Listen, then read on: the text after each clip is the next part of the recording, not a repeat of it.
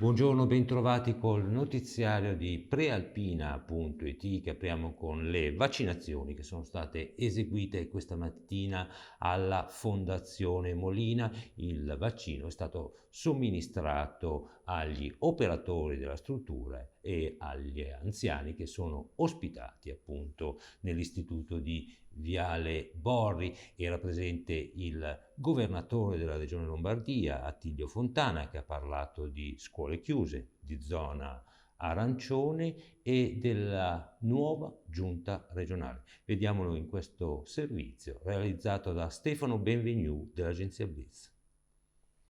Attilio Fontana, nei prossimi giorni si decidono i colori della Lombardia. Com'è la situazione? Dunque, ieri veramente i colori prossimi si decideranno venerdì quando arriveranno i risultati al CTS. Comunque, fino a ieri siamo rimasti in arancione, quindi tutta la prossima settimana per la Lombardia sarà arancione. Dovremo capire se l'RT e gli altri dati, gli altri parametri che determinano il passaggio di colore peggioreranno nella prossima settimana o miglioreranno. Nel caso in cui dovessero peggiorare, noi siamo vicini al rosso, c'è la possibilità che da venerdì della prossima settimana scatti il rosso.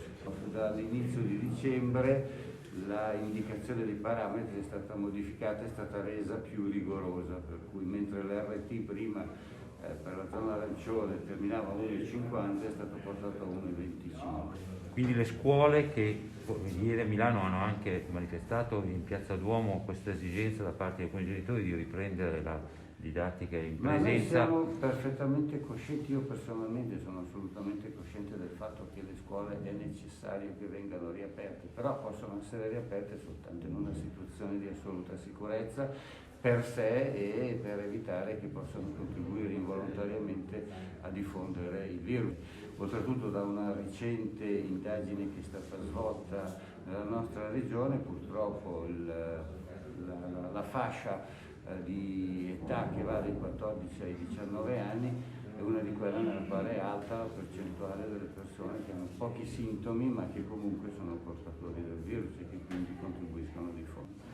Da ultimo, quando sarà la prima riunione della rinnovata giunta? Lunedì. E cosa chiederà ai nuovi assessori, i governatori?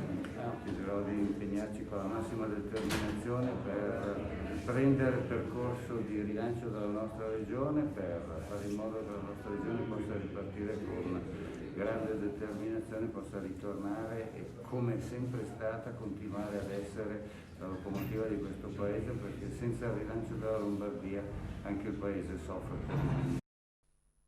E stiamo in tema di emergenza Covid, il virus ha ripreso a correre, l'indice di trasmissibilità a livello nazionale è tornato sopra quota 1, oggi e domani la regione Lombardia è in zona arancione, lo resterà anche la prossima settimana insieme ad altre 4 regioni. Il presidente della regione Lombardia, Attilio Fontana, ha detto che però dalla fine della prossima settimana la Lombardia potrebbe essere retrocessa in zona rossa se i dati dovessero confermare una nuova incisività del contagio.